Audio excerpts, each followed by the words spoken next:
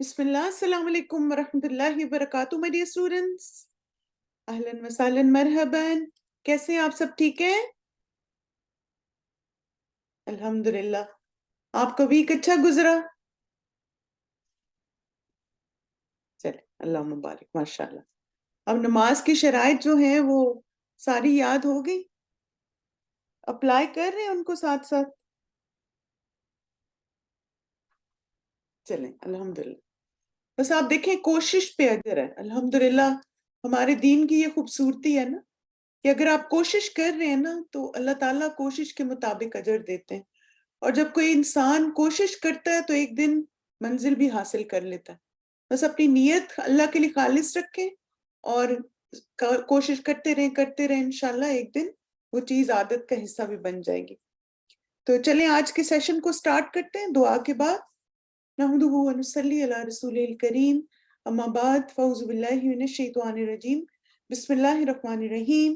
رب اشرح لی صدری ویسر لی امری واحلل عقدۃ من لسانی یفقہوا قولی. رب زدنی علما اللہم اہد قلبی وسدد لسانی واسلل سخیمۃ قلبی. آمین.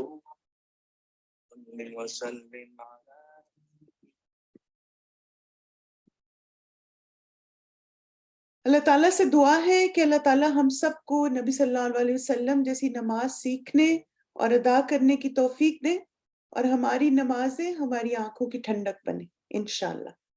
آپ سب بھی یہ چاہتے ہیں نا کہ اللہ تعالیٰ ہمیں اللہ کے رسول صلی اللہ علیہ وسلم جیسی نماز پڑھنے کی توفیق دے. آمین. اور اس کلاس کا مقصد بھی ہمارے یہی ہے. چلیے اپنی نیت کو اللہ کے لیے خالص کرتے ہیں کہ ہم یہ علم اللہ تعالیٰ کا چہرہ چاہنے کے لیے حاصل کر رہے ہیں. کلاس نیت کی دعا مانگتے ہیں. اللہم وفقنی لما تحب و ترضی. یا اللہ مجھے توفیق دیں کہ میں وہ عمل کروں جس سے آپ راضی ہوتے ہیں، جس سے آپ محبت کرتے ہیں. آمین. آج کا ہمارا جو سبق ہے انشاءاللہ اللہ کا احسان و شکر ہے کہ ہم نے نماز کی شرائط مکمل کر لی. تو اب ہم نماز کے طریقے کو فالو کریں گے، یعنی اس کو سیکھیں گے.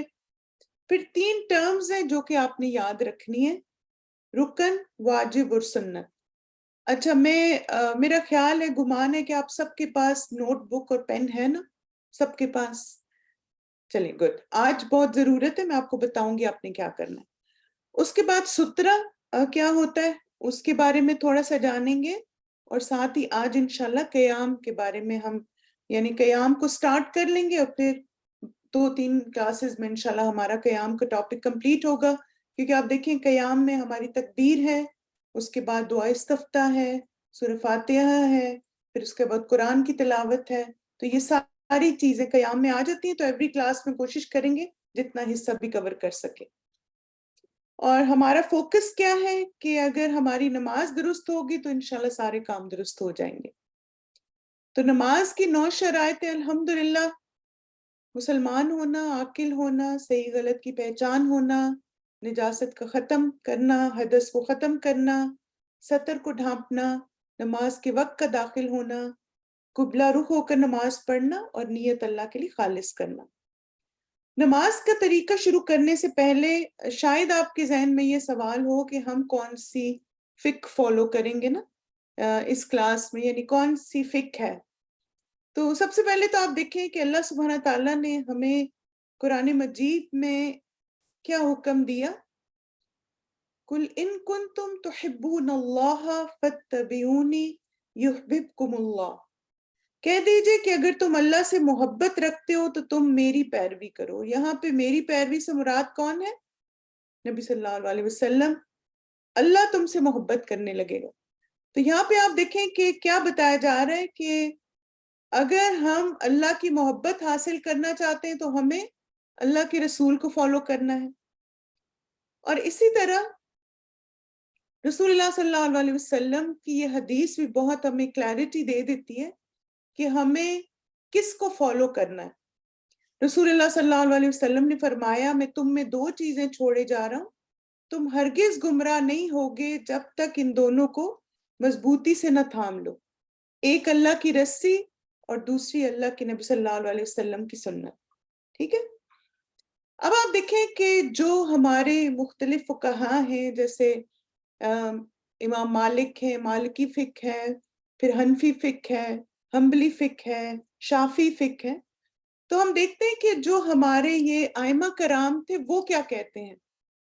تو امام مالک کہتے ہیں کہ رسول اللہ صلی اللہ علیہ وسلم کا انتقال ہو گیا ہے اور دین مکمل ہو گیا، لہٰذا نبی صلی اللہ علیہ وسلم کے آثار کی پیروی کی جائے اور صرف آراء کی پیروی نہ کی جائے. کیونکہ آپ دیکھیں کہ بعض دفعہ کچھ ایسی بھی چیزیں ہوتی ہیں جو کہ صرف اوپینین ہوتا ہے نا، اس کا کوئی ایویڈنس نہیں ہوتا. تو امام مالک کیا کہتے ہیں کہ آثار کی پیروی کی جائے، یعنی جو حدیث میں باتیں بتائی گئی ہیں، جس طرح اللہ کے رسول نے سکھایا، صحابہ نے فالو کیا، اس کو فالو کیا جائے. پھر امام ابو حنیفہ کہتے ہیں کہ جب میں اللہ کی کتاب یا رسول اللہ صلی اللہ علیہ وسلم سے متضاد کوئی بات کہوں تو میری بات کو نظر انداز کر دیں. یعنی اگر کوئی ایسی بات ہے جو میں نے کی اور اللہ کے رسول کی حدیث اس کے اپوزٹ بات کہہ رہی ہے تو پھر کیا کرو کہ میری بات کو پیچھے کر دو اور اللہ کے رسول کی بات کو پہلے لے آؤ. پھر امام احمد کہتے ہیں کہ میری رائے پر عمل نہ کرو، نہ مالک کی پیروی کرو، نہ شافی کی اور نہ اوزائی کی، نہ ثوری کی، بلکہ جہاں سے انہوں نے رائے لی تھی وہاں سے لے لو. اب دیکھیں اوزائی یہ بھی محدث سے، ثوری بھی یہ بھی محدث سے. تو وہ کیا کہہ رہے ہیں کہ کسی کی بھی رائے کی پیروی نہ کریں، بلکہ ہم نے جہاں سے رائے لی وہاں سے آپ بھی لے لیں. اور وہ کیا ہے؟ حدیث کا مطالعہ کریں، اپنے آپ کو نالج میں اسٹرانگ کریں، اور جن کو ہم نے فالو کیا آپ بھی ان کو فالو کریں. پھر امام شافی کہتے ہیں کہ نبی صلی اللہ علیہ وسلم کی ہر حدیث میرا بھی نقطہ نظر ہے، خواہ تم نے مجھ سے نہ سنی ہو. اب دیکھیں کہ ہمارے جو ائمہ کرام تھے وہ کتنے کلیئر تھے نا کہ کس کو فالو کرنا ہے. لیکن بعد میں کیا ہوا کہ ان کو پریزنٹ اس طرح سے کیا گیا کہ امت میں اختلاف ہو گیا نا. حالانکہ آپ دیکھیں، آپ جب ان کے اقوال کو دیکھتے ہیں تو وہ بڑے کلیئر ہیں کہ ہم نے فالو حدیث کو کرنا ہے.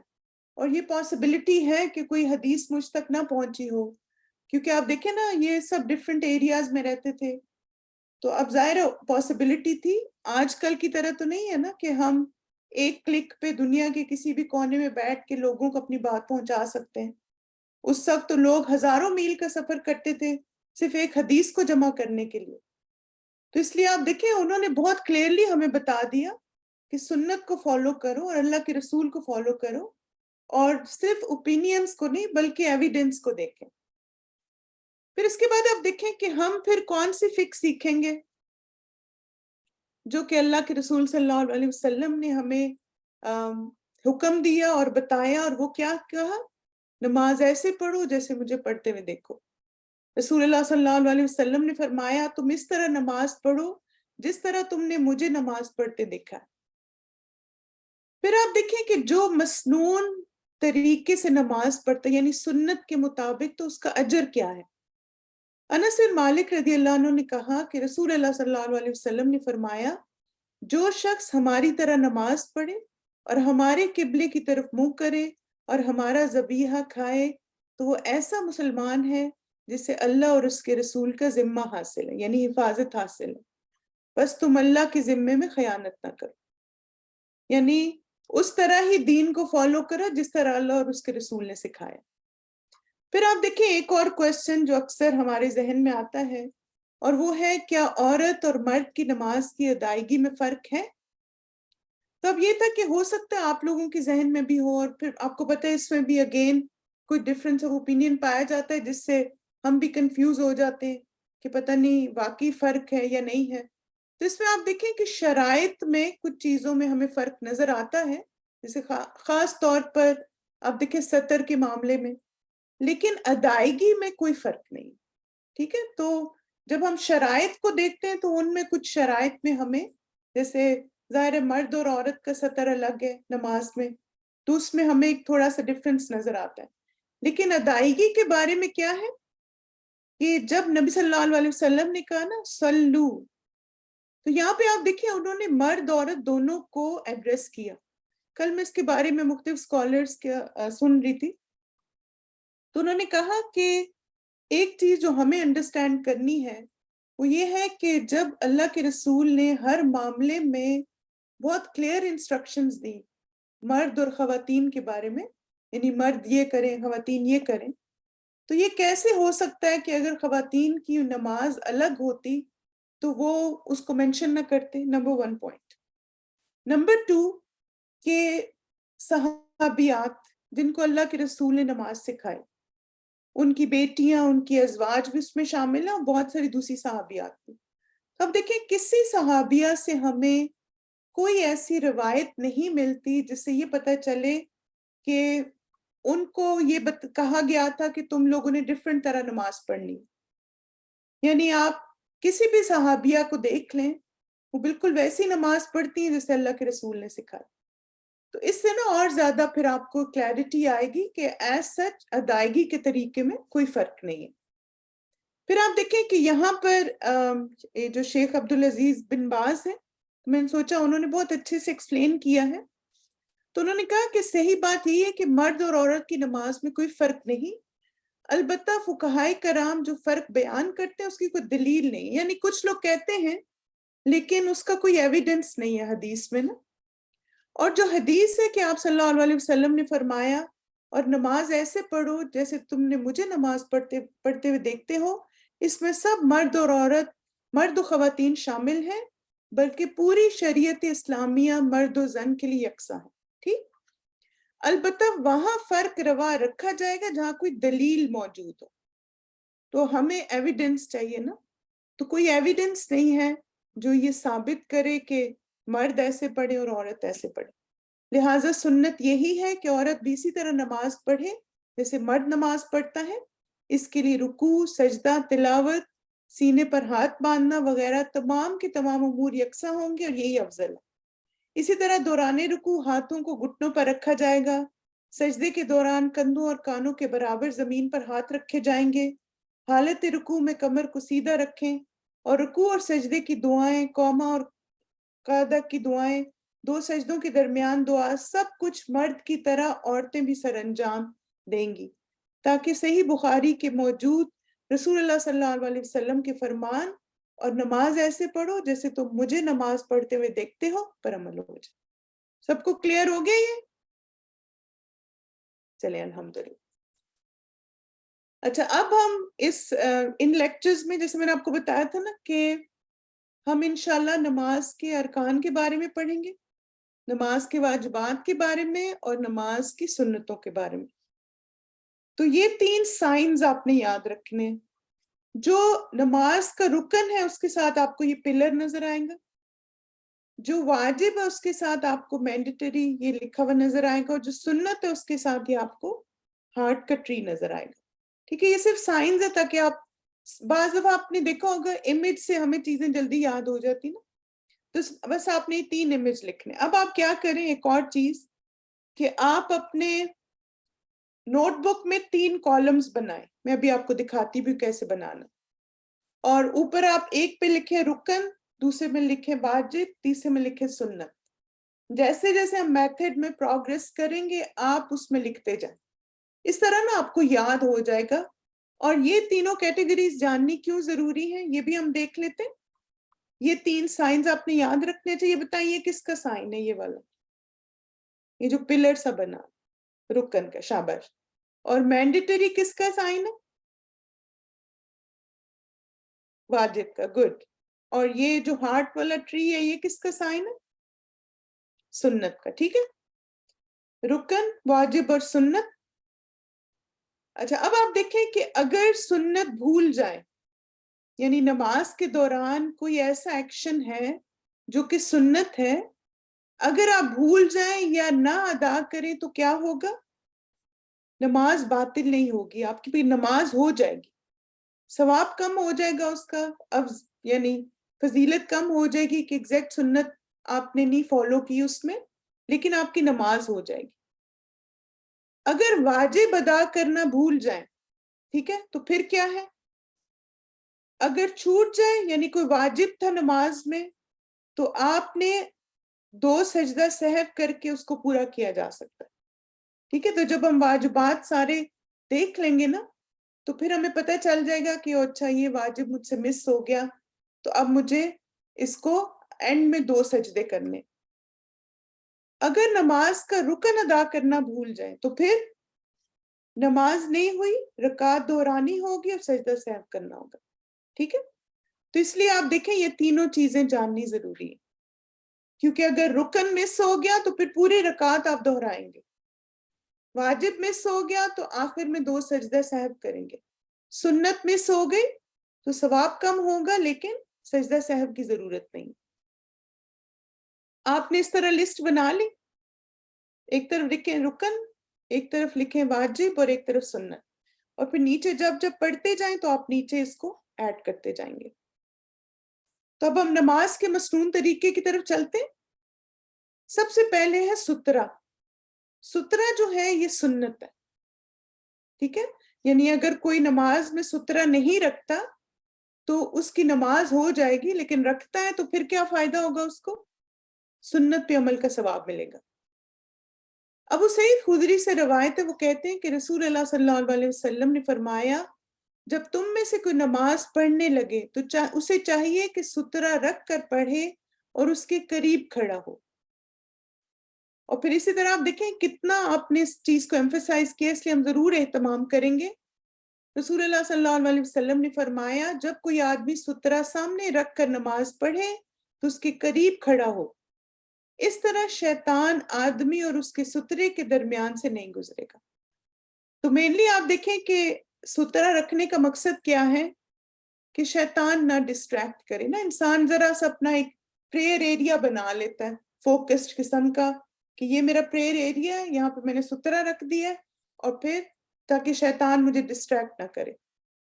اب آپ دیکھیں کہ یہ نا لینتھ ہے سترے کی، یعنی تقریباً ایک بازو کے برابر آپ کا یہ سترہ ہوتا ہے. تو اتنی ہائٹ کا آپ کے جیسے کوئی ہینڈ بیگ ہو سکتا ہے، اسی طرح آپ دیکھیں کہ کوئی چیئر بھی ہو سکتی ہے، کوئی پلر ہو سکتا ہے، یعنی مینلی آپ کے اور اس کے بیچ میں ایک آڑ ہوتی ہے. اچھا اب آپ مجھے بتائیے کہ یہ ایک سینیریو ہے. جی ہاں، واٹر باٹل بھی تھوڑی سے اگر اونچا ہو تو بہتر ہے، یعنی کم از کم آپ دیکھیں اپنے بازو کے برابر نا اتنا سترہ ہونا چاہیے. اب آپ مجھے بتائیے یہ کہ آپ مسجد میں پہلی صف میں ہیں اور نماز کے بعد نکلنا چاہتے ہیں کیونکہ بچوں کے اسکول کا پک اپ کا وقت ہے. ایک خاتون جہاں سے آپ نے گزرنا نماز پڑھ رہی ہیں، اب آپ کیسے گزریں گے؟ ایک تو یہ کہ آپ انتظار کریں اور اگلی دفعہ آخری صف میں نماز پڑھیں تاکہ آپ کو پریشانی نہ ہو. دوسرا یہ کہ اپنے پرس سے ان کے آگے سترہ بنا کے گزر جائیں. شاباش. آپشن 2، یعنی آپ دیکھیں ایک تو یہ ہے کہ اگر آپ ویٹ کر سکتی ہیں تو آپ کر لیں، لیکن اگر آپ کو لگتا ہے کہ آپ کو جلدی نکلنا اور مشکل ہوگا تو پھر آپ ان کے سامنے اگر آپ کو کوئی چیئر مل جائے تو چیئر سے سترہ بنا دیں، یا اپنے ہینڈ بیگ سے بنا کے اس سے گزر کے پھر اپنا ہینڈ بیگ اٹھا لیں. ٹھیک ہے؟ تاکہ ہم اس گناہ سے بچ سکیں جو کہ کسی نمازی سے آگے گزرنے کا ہے. چلیں اب یہ بتائیے کہ فاطمہ اپنے سامنے سترہ رکھ کر نماز ادا کر رہی ہے.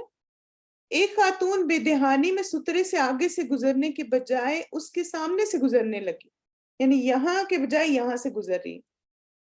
فاطمہ نے اپنے ہاتھ سے اشارہ کیا اور وہ خاتون رک گئی. کیا ایسا کرنا درست ہے آپ کے خیال میں؟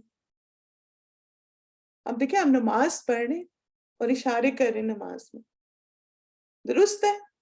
نہیں درست. کچھ لوگ کہتے نہیں.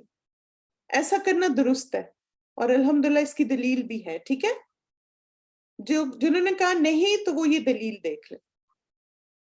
عمر بن شعیب اپنے والد سے اور وہ اپنے دادا سے روایت کرتے کہ ہم نے رسول اللہ صلی اللہ علیہ وسلم کے ساتھ مقام ثنیہ اذاخر میں پڑاؤ کیا. نماز کا وقت ہو گیا تو آپ صلی اللہ علیہ وسلم نے ایک دیوار کی طرف منہ کر کے نماز پڑھی اور اسے قبلہ بنایا، یعنی وہ اس ڈائریکشن میں تھا، اور ہم آپ صلی اللہ علیہ وسلم کے پیچھے تھے. بکری کا ایک بچہ آیا اور آپ صلی اللہ علیہ وسلم کے آگے سے گزرنے. اب آپ دیکھیں بکری کا بچہ آیا مگر آپ صلی اللہ علیہ وسلم اسے روکتے رہے حتیٰ کہ آپ صلی اللہ علیہ وسلم کا پیٹ دیوار سے جا لگا اور وہ بکری کا بچہ آپ صلی اللہ علیہ وسلم کے پیچھے سے گزر گیا. تو یہ حدیث کس بات کی دلیل ہے کہ اگر کوئی آپ کے آگے سے گزر رہا ہے تو آپ ہاتھ سے ہلکا سے اشارہ کر سکتے ہیں، اس کو روکنے کی کوشش کریں. ٹھیک ہے؟ لیکن یہ کہ اپنے آگے آپ دیکھیں یوزلی میں یہ کرتی ہوں کہ جب مجھے پتا ہوتا ہے کہ لوگوں نے گزرنا ہے تو کوشش کریں کہ سینٹر میں ہال کی نماز نہ پڑھیں، نفل نماز. مجھے لگتا ہے ہمیں بھی تھوڑا کنسیڈریٹ ہونا چاہیے نا. یعنی آپ مسجد کے کونا لے لیں یا ایسی جگہ کھڑے ہو جائیں جو لوگوں کے لیے راستہ نہ رکے. اب دیکھیں لوگوں کو بعض وقت جلدی ہوتی ہے، کسی کی جاب ہوتی ہے، کسی کا اور کام ہو سکتا ہے، انہوں نے فوراً نکلنا ہے، تو آپ کی طرف سے نا یہ صدقہ ہوگا کہ اگر آپ بعض دفعہ ہوتا ہے کہ آپ نے جائے نماز بچھائی ہوئی ہے، ادھر آپ کی چیزیں پڑی ہوئی ہیں، تو آپ کہتے ہیں کون یہاں سے اٹھے، تو آپ کیا سوچیں کہ یہاں سے میں اٹھ کے کونے میں جا کے پڑھ لیتی ہوں تاکہ گزرنے والوں کو اذیت نہ ہو اور وہ آسانی سے گزر سکیں. تو آپ کی طرف سے یہ صدقہ ہوگا انشاءاللہ. اب ہم آ جاتے ہیں قیام پہ. بالکل دوسروں کے لیے آسانی کریں.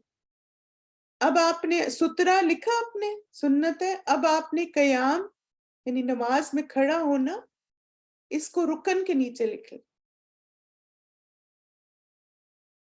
اس طرح سے. ٹھیک ہے، یہاں پہ سترہ اور یہاں پہ قیام. قیام کے بارے میں اللہ سبحانہ تعالیٰ نے قرآن مجید میں فرمایا حافظوا علی الصلوات والصلاۃ الوسطی وقوموا للہ قانتین. اچھا، کیا آپ بتا سکتے ہیں کہ آیت کا کون سا حصہ جو ہے وہ قیام کی طرف اشارہ کر رہا ہے؟ سب نمازوں کی حفاظت کرو، بالخصوص درمیانی نماز کی، اور اللہ کے لیے فرمانبردار بن کر کھڑے ہو جاؤ. شاباش. قومو، ٹھیک ہے، قومو کا جو لفظ ہے نا یہ قیام کی طرف اشارہ کر رہا ہے. اب آپ دیکھیں کہ قیام کے نا تین مطلب ہیں. ایک تو یہ کہ دوام اور ہمیشگی، یعنی اللہ تعالیٰ کے لیے ہمیشہ سے جب بھی اللہ کی اطاعت کرو تو اس میں ہمیشگی ہو، یہ نہیں کہ کبھی نماز پڑھی کبھی نہیں پڑھی، ہمیشہ یہ کرنا.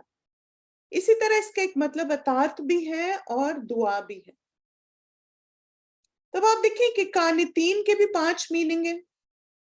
ایک ہے اطاعت کرنے والے، پھر دوران نماز کلام نہ کرنے والے، یعنی اتنے فوکسڈ ہوتے ہیں کہ کوئی irrelevant چیزیں، یا ان کو پتا ہوتا ہے کہ نماز کے دوران انہوں نے خاموشی اختیار کرنی. خشوع کرنے والے، دعا مانگنے والے، اور نماز میں لمبا قیام کرنے والے.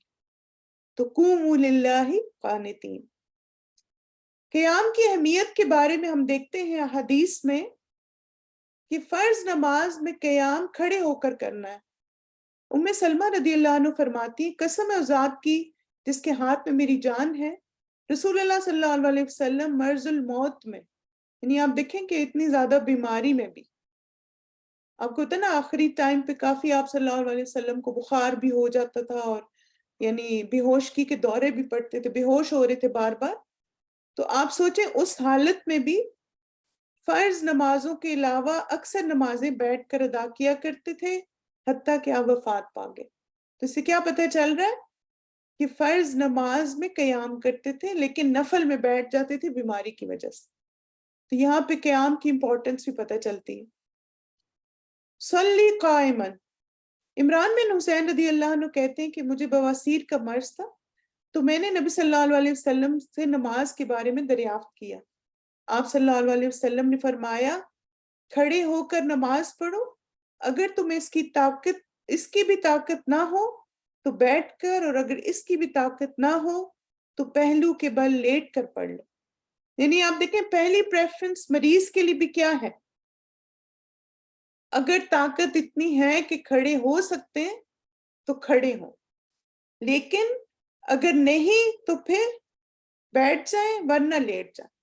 یعنی یہ اجازت دی گئی مریض کو، لیکن پہلی پریفرنس کیا ہوگی؟ کھڑے ہو کے نماز پڑھنا.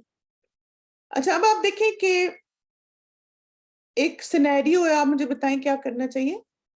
عامر نے جہاز میں ظہر اور عصر قیام کر کے ادا کی اپنی سیٹ پہ کھڑے ہو کے. اب خراب موسم کی وجہ سے مسافروں کو سیٹ پر ہی بیٹھنے کا اعلان کیا گیا. ہوتا ہے نا فلائٹ میں بہت ٹربولنس ہوتی ہے. عامر اب مغرب اور عشاء جو سے جہاز میں ہی ادا کرنی کیسے کرے؟ آپشن 1، ان حالات میں بیٹھ کر نمازیں ادا کریں، چونکہ کھڑا ہونا مشکل نہیں تو قیام ضرور کریں. اچھا، اب آپ دیکھیں آپشن 2 جو ہے نا وہ اس لیے نہیں لینا چاہیے کیونکہ آپ کی سیفٹی نہیں ہے. सेफ नहीं है ना आपके लिए। अब आप देखिए जहाज इतने टर्बुलेंस है, आप खड़े होंगे, बार बार आप टकराएंगे, या तो साथ वाले पैसेंजर से और या आप जहाज की विंडो से, और हो सकता है क्रू गुजरे और वो आपको के बैठ जाए। अब इसके बारे में हमें एक हदीस में भी जवाब मिलता है इसका। नबी सल्लल्लाहु अलैहि वसल्लम से कश्ती में नमाज के बारे में पूछा गया कि मैं कश्ती में कैसे नमाज पढ़ूं। तो आप सल्लल्लाहु अलैहि वसल्लम ने फरमाया, तुम इसमें खड़े होकर नमाज पढ़ो, इल्ला ये कि तुम्हें गर्क होने का डर। ठीक है, तो अब आप देखें कि यहाँ पे क्या है कि फ्लाइट टर्बुलेंट है ना, और आप सीट बेल्ट बांध के तो नमाज ही पढ़ सकते, यानी आप कयाम के लिए सीट बेल्ट तो नहीं बांध सकते ना। तो अब चूंकि उस टर्बुलेंस में गिरने का खतरा है या आपको नुकसान पहुंचने का खतरा है, तो इस हदीस की रोशनी में क्या बात पता चलती है कि हम ऑप्शन 1 लेंगे। ये क्लियर हो गया सबको कि आपकी सेफ्टी इंपॉर्टेंट है, बाकी पैसेंजर्स की सेफ्टी भी इंपॉर्टेंट है। आप देखिए ना, अगर कोई थोड़ा वजनी शख्स है और वो खड़े होकर नमाज पढ़ रहा है और साथ बेचारे पैसेंजर जो बैठे पतले दुबले या कोई बच्चा बैठा है और वो गिर जाए उस पे फ्लाइट की टर्बुलेंस की वजह से, तो आप देखें ना, खुद को भी नुकसान पहुंचाएगा, दूसरों को भी।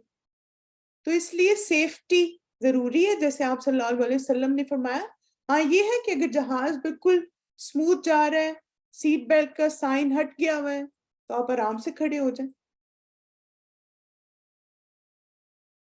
जी हाँ बिल्कुल, ये इंशाल्लाह इस पे भी आ रहे हैं। अच्छा, अब ये बताइए कि अहमद जहाज में सफर कर रहा है, उसकी जहाज की सीट खुली है और आसानी से कयाम और रुकू कर सकता है, तो वो क्या करे? बेहतर है बैठ कर नमाज अदा करे? जी हाँ, कयाम और रुकू करना बेहतर। शाबाश, अल्लाह मुबारक। तब आप देखें कि बिल्कुल स्मूथ फ्लाइट है, कोई टर्बुलेंस नहीं, सीट बेल्ट की लाइट हट गई है, तो आप आराम से कयाम और रुकू कर सकते हैं। ठीक है, गुड। और इसके बारे में भी एक हदीस है कि यानी एक सहाबी का अमल हमें मिलता है कि जाबिर बिन अब्दुल्ला और अबू सईद खुजरी रदी अल्लाह अन्हुम ने कश्ती में खड़े होकर नमाज पढ़ी।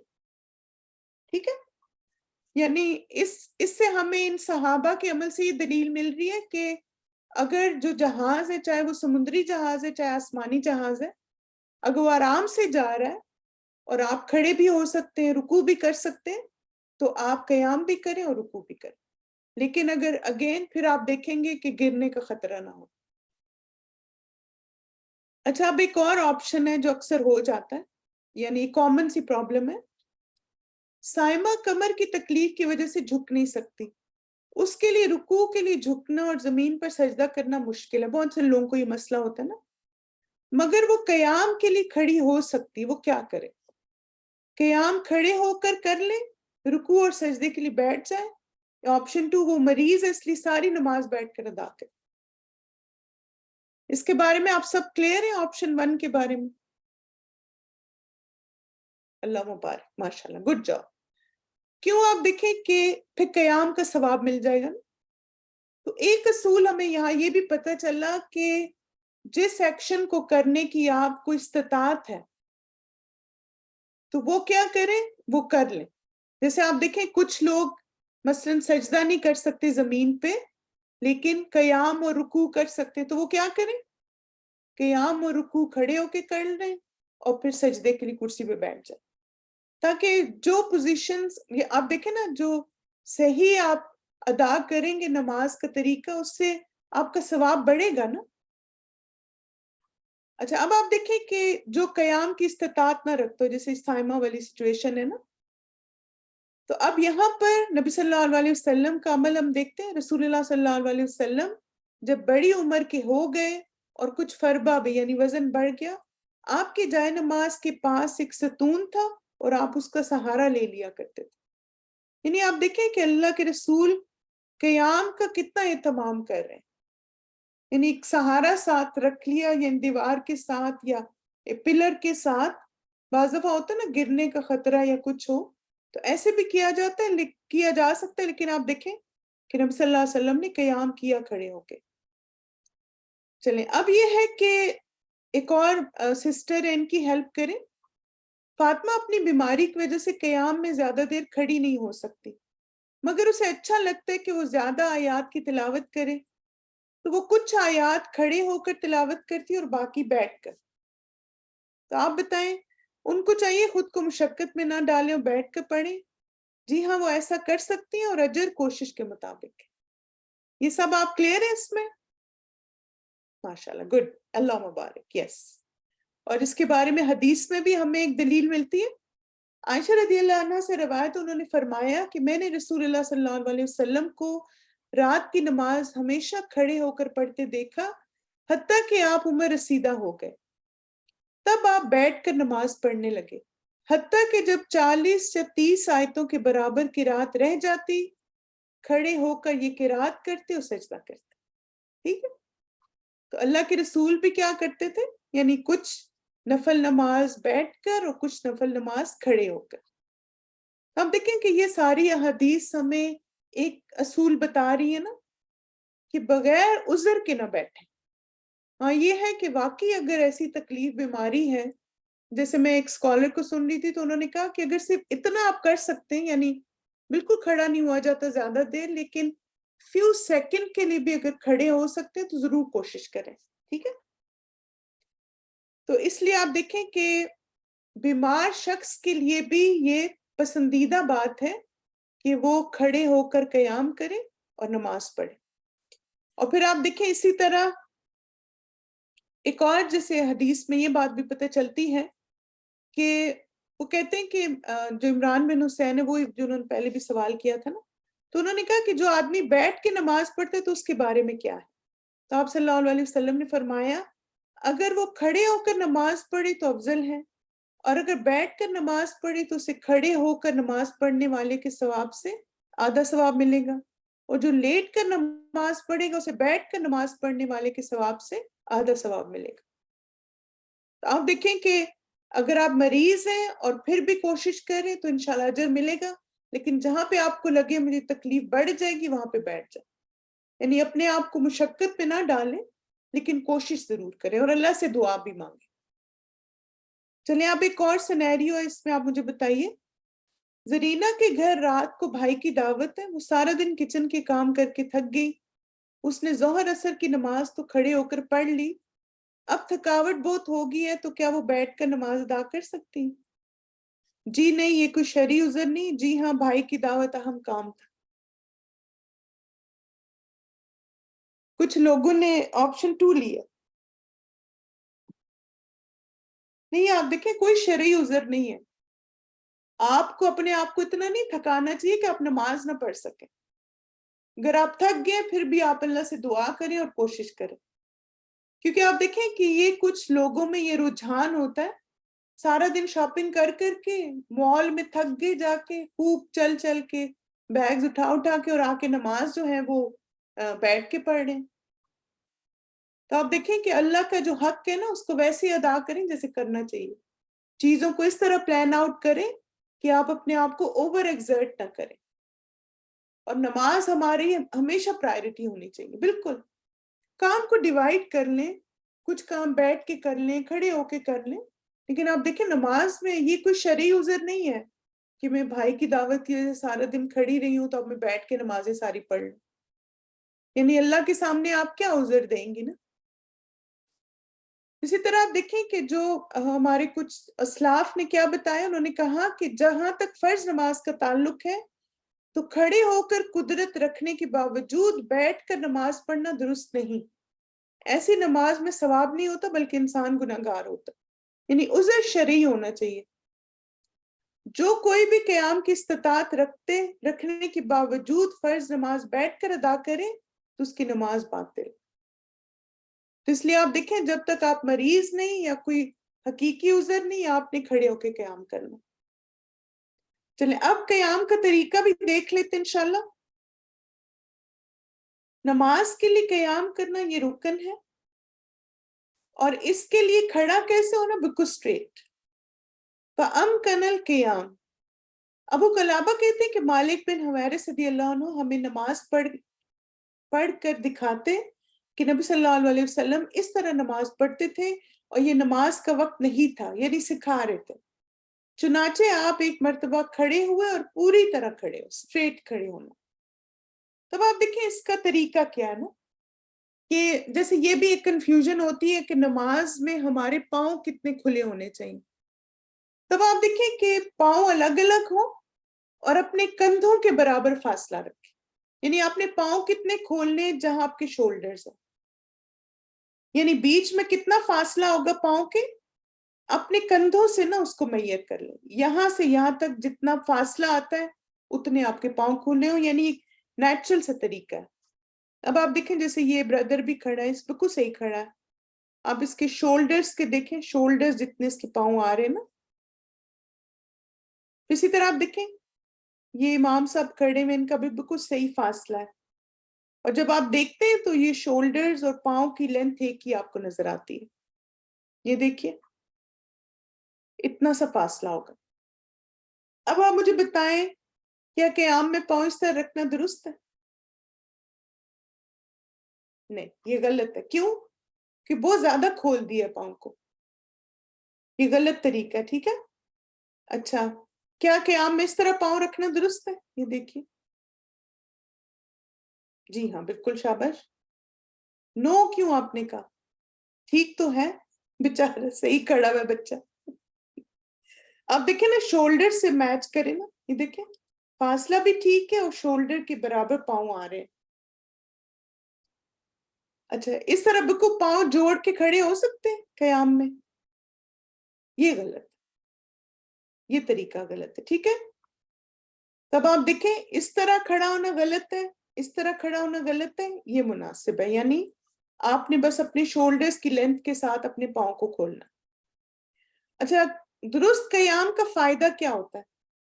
جب آپ اپنے پاؤں کو صحیح پوزیشن پہ رکھتے ہیں تو آپ کا رکوع بھی صحیح ہوتا ہے. جن لوگوں کا رکوع صحیح نہیں ہوتا نا، تو اس کا مطلب ہے وہ پاؤں اپنے صحیح نہیں رکھ رہے، یا تو انہوں نے بہت زیادہ کھول دی یا رکوع بند کر دی، تو پھر رکوع بھی آپ کا خراب ہوتا ہے اور بیک پہ زیادہ پریشر پڑتا ہے. تو جب اتنا مناسب فاصلہ ہوگا پاؤں میں تو انشاءاللہ آپ کا رکوع بھی درست ہو جائے گا. تب آپ دیکھیں پاؤں الگ الگ اور کندھوں کے برابر، یہ ہمارا درست قیام کا طریقہ. اس کے بعد ہے تکبیرۃ الاحرام. یہ بھی نماز کا رکن ہے، اور وہ کیا ہے؟ اللہ اکبر کہنا. تکبیر تحریمہ نماز کے ارکان میں سے ایک رکن ہے. یہ رکن میں لکھ لیں اس کو. عبداللہ بن عمر رضی اللہ عنہما بیان کرتے ہیں کہ رسول اللہ صلی اللہ علیہ وسلم جب نماز کے لیے کھڑے ہوتے تو اپنے دونوں ہاتھ بلند کرتے، رفع یدین کرتے حتیٰ کہ وہ کندھوں کے برابر آ جاتے، پھر اللہ اکبر کہتے. تب آپ دیکھیں یہ اچھا، اللہ اکبر کہنا جو ہے یہ رکن ہے، لیکن ہاتھ اٹھانا سنت ہے. تو اس کو سنت میں لکھیں. ٹھیک ہے. ہاتھ کندھوں، یہ تکبیر کہنا تو ضروری ہے، اللہ اکبر یہ رکن ہے، لیکن ہاتھوں کو کندھوں کے تک اٹھانا یہ سنت ہے. ابو ہریرہ رضی اللہ عنہ سے مروی یہ کہتے ہیں کہ رسول اللہ صلی اللہ علیہ وسلم جب نماز میں داخل ہوتے تو اپنے ہاتھ کی انگلیاں سیدھی کر کے اٹھاتے، یعنی ان کو لمبا رکھتے، وہ مڑی ہوئی نہ ہوتی. یعنی ایسے مٹھیاں بنا کے اور موڑ توڑ کے نہیں، سیدھی بالکل آپ کے پامز نظر آنے چاہیے جب آپ اللہ اکبر کہیں. اچھا، اب یہ بتائیں کہ کیا تکبیر کے وقت ایسے ہاتھ اٹھا سکتے ہیں؟ نہیں. کیوں؟ یہ کانوں سے اوپر چلے گئے نا. اچھا، اب آپ دیکھیں ایسے اٹھا سکتے ہیں کندھوں سے نیچے؟ یہ بھی طریقہ غلط ہے. تو نہ تو بہت اونچے کرنے ہیں نہ بہت نیچے کرنے. سالم اپنے والد سے روایت کرتے ہیں، وہ کہتے ہیں کہ میں نے رسول اللہ صلی اللہ علیہ وسلم کو دیکھا کہ جب آپ صلی اللہ علیہ وسلم نماز شروع کرتے تو اپنے دونوں ہاتھوں کو اٹھاتے حتیٰ کہ وہ آپ کے کندھوں کے برابر آ جاتے. ٹھیک ہے. تو شولڈرز تک، یہاں تک ہاتھ آنے چاہیے. تو کیا تکبیر کے وقت ایسے ہاتھ اٹھانا درست ہے؟ یہ ٹھیک ہے. ٹھیک ہے، یہاں تک اٹھا سکتے ہیں. یہ دیکھیں. اور پھر یہ کہ آپ کے ہاتھوں کی ہتھیلیاں بھی نظر آنی چاہیے، جو پامز ہوتے ہیں، یہ بھی درست، اتنا ہاتھ اٹھا سکتے ہیں. پھر آپ دیکھیں کہ ایک اور جو طریقہ کچھ علماء بتاتے ہیں کہ کیسے آپ دیکھیں، تو وہ کہتے ہیں کہ ہتھیلیاں کندھوں تک ہوں اور انگلیاں کانوں تک. یعنی جب آپ اٹھائیں نا تو کان جہاں بالی نہیں پہنتے وہاں تک انگلیاں آ رہی ہوں. یہ بالکل صحیح پوزیشن ہے. چلیں اب آپ کو ایک ڈیمو بھی دکھاتی ہوں کہ کس طرح سے آپ نے نماز میں ہاتھوں کو اٹھانا ہے تاکہ اور زیادہ آپ کو کلیئرٹی آ جائے انشاءاللہ. And standing straight with your feet, with your body, with your face, a person should put his hand like this, which is above his shoulder, or between his shoulder and his ear, in between. So a person can do like this, or like this, and then say, Allahu Akbar. Allahu Akbar means Allah is the greatest, because we are standing in front of the Creator, in front of the Allah Almighty in the prayer. After that, now the Shaykh is going to begin by making the very first activity of the Salah, which is Takbir al-Ihram, or Takbirat al-Ihram. Allahu Akbar. We notice that the Shaykh raised his hands parallel to his ears. This is one position. There is another position where the person may raise his hands parallel to his shoulders, and both were approved by Prophet Muhammad sallallahu alaihi wasallam. Allahu Akbar. Of course, once you say Allahu Akbar, Takbirat al-Ihram, now we are in a sacred condition. We are in a salah. You're communicating and dialoguing with Allah subhanahu wa ta'ala. So your eyesight should be focused on one spot, which is the position of the prostration. And you should not look around or anywhere else. Those who look up, down, right or left, they void the prayer and they lose the khushu' by doing so. چلیں سمجھ آ گیا اب video سے کیسے ہاتھ اٹھانے؟ الحمدللہ، اللہ مبارک. کیونکہ آپ دیکھیں کہ جو ایک چھوٹی سی مسٹیک ہوتی ہے نا اکثر، وہ کیا ہے کہ کچھ لوگ سینے کے آگے یوں کر رہے ہوتے ہیں. میں نے بہت سارے لوگوں کو ایسے کرتے دیکھا کہ ایسے یا تو ٹیڑھے ہاتھ ہوتے ہیں یا پھر یہ کہ ایسے سینے تک اللہ اکبر کہتے ہیں. تو آپ نے اپنے شولڈرز تک لے کے جانا ہے یا کانوں تک. یہ دونوں پوزیشنز سنت سے ثابت ہیں. اب یہ ہے کہ ایک اور سوال ذہن میں آتا ہے، اور وہ یہ ہے کہ جب ہم اللہ اکبر کہتے ہیں تو ہم ہاتھ کب اٹھائیں؟ ٹھیک ہے، تب آپ دیکھیں کہ سنت سے ہمیں 3 طریقے ملتے ہیں. اللہ اکبر کا مطلب کیا ہے؟ اللہ سب سے بڑا ہے. پہلا طریقہ کیا ہے کہ اللہ اکبر کہنے سے پہلے ہاتھ اٹھا لیں، یعنی آپ ہاتھ اٹھائیں اور کہیں اللہ اکبر. دوسرا ہے اللہ اکبر کہتے ہوئے ہاتھ اٹھا لیں، یعنی آپ کے اللہ اکبر اور ساتھ ہی ہاتھ اٹھا لیں. تیسرا طریقہ ہے آپ ہاتھوں کو سیدھا رکھیں اور آپ کے اللہ اکبر اور پھر آپ ہاتھ اٹھائیں. تو یہ تینوں طریقے آپ دیکھ سکتے ہیں، حدیث کا ریفرنس لکھا ہوا ہے. تو یہ تینوں طریقے سنت سے ثابت ہیں. آپ اللہ اکبر کہنے سے پہلے ہاتھ اٹھا سکتے ہیں، آپ اللہ اکبر کہتے ہوئے ہاتھ اٹھا سکتے ہیں، اور آپ اللہ اکبر کہنے کے بعد بھی ہاتھ اٹھا سکتے ہیں. تینوں طریقے سنت سے ثابت ہیں. تب آپ دیکھیں کہ آپ نے کرنا کیا ہے. اللہ اکبر کہنا ہے، ہاتھوں کو کانوں یا کندھوں تک اٹھانا، پھر آپ کی آنکھیں کہاں ہوں گی؟ جہاں پہ آپ سجدہ کرتے ہیں، اور پھر مضبوطی سے قیام کرنا، پاؤں جما کے رکھنا. اب آپ دیکھیں نیکسٹ سٹیپ آتا ہے اور وہ ہے ہاتھ باندھنا. یہ بھی کیا ہے؟ سنت. اس کو بھی لکھ لیں آپ. سنت میں ہاتھ کندھوں تک اٹھانا بھی سنت ہے اور ہاتھ باندھنا بھی سنت ہے. اب ہاتھ کیسے باندھیں گے؟ عبد الجبار بن وائل بن حجر سے مروی یہ کہتے ہیں کہ میں 9 عمر لڑکا تھا، اپنے والد کی نماز کو نہ سمجھتا تھا.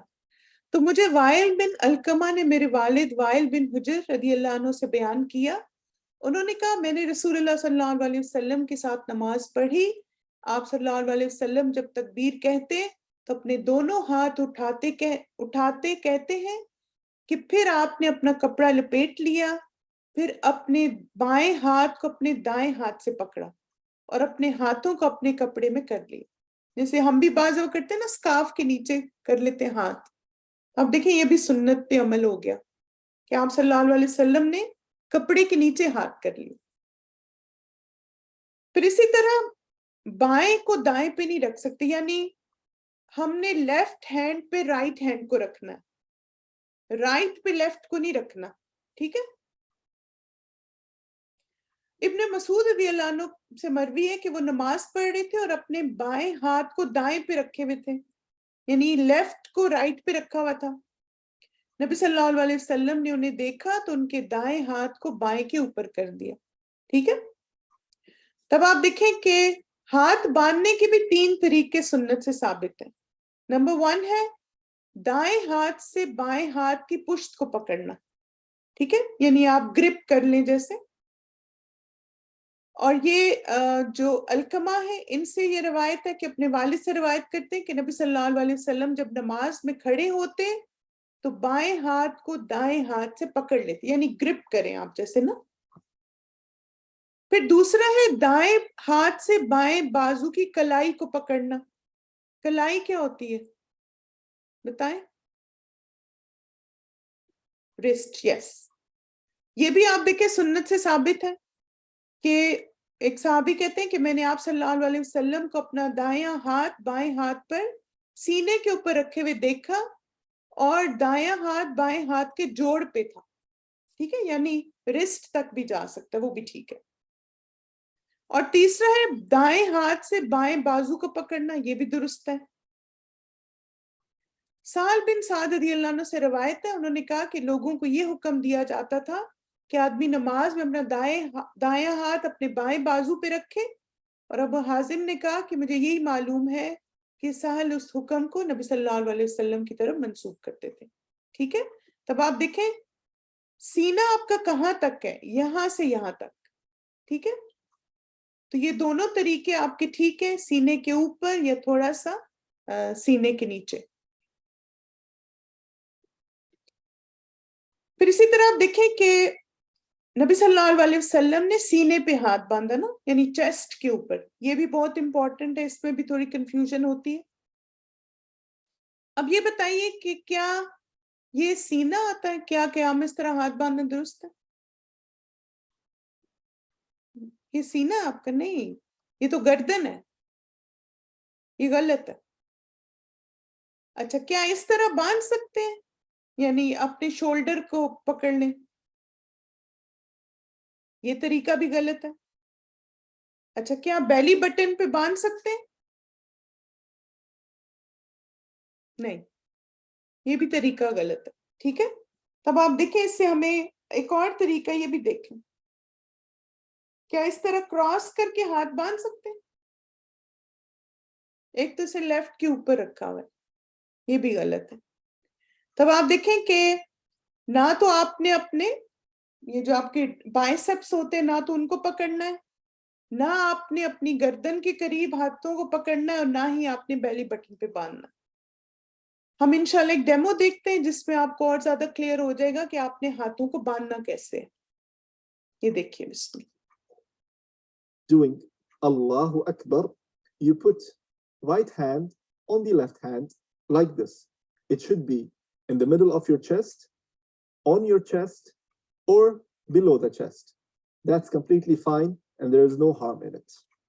ٹھیک ہے.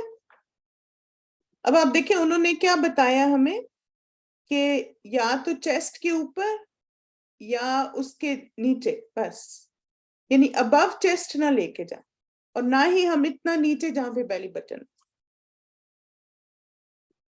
چلیں الحمدللہ. آپ صلی اللہ علیہ وسلم اپنے دونوں ہاتھ صرف سینے پر رکھتے تھے. مرد اور عورت دونوں ہی اس میں برابر ہیں، یعنی دونوں یہاں پہ سینے پہ ہاتھ باندھیں گے. ٹھیک ہے. پھر آپ دیکھیں اسی طرح ایک اور چیز کا ہم نے خیال رکھنا ہے، اور وہ کیا ہے کہ نماز میں ادھر ادھر نہیں دیکھنا. تو انشاءاللہ اس ٹاپک کو ہم نیکسٹ ویک کنٹینیو کریں گے کہ نماز میں ہمیں نگاہوں کو کہاں رکھنا ہے. ابھی آپ لوگوں نے 2 چیزوں کی پریکٹس کرنی ہے جو آپ کا ہوم ورک ہے. نمبر 1، آپ نے اللہ اکبر کے لیے اپنے ہاتھوں کو شولڈر تک لانا ہے یا انگلیاں آپ کے کانوں کو ٹچ کریں. اور دوسرا رائٹ ہینڈ پہ لیفٹ ہینڈ کو رکھنا ہے، اور آپ نے نہیں سوری لیفٹ ہینڈ پہ رائٹ ہینڈ کو رکھنا ہے اور سینے پہ ہاتھوں کو باندھنا. بس ان 2 چیزوں کی پریکٹس کریں. انشاءاللہ نیکسٹ ویک ہم اپنا آگے جو میتھڈ ہے صلاح کا اس کو فالو کریں گے. جزاکم اللہ خیرا کثیرا مائی ڈیئر اسٹوڈنٹس. بارک اللہ فیکم. سبحانک اللہم و بحمدک. اشہد ان لا الہ الا انت استغفرک و اتوب الیک. السلام علیکم ورحمۃ اللہ وبرکاتہ. آپ کی 1 منٹ کے تکبیرات سنتے ہیں، پھر انشاءاللہ نیکسٹ کلاس کی طرف چلتے ہیں.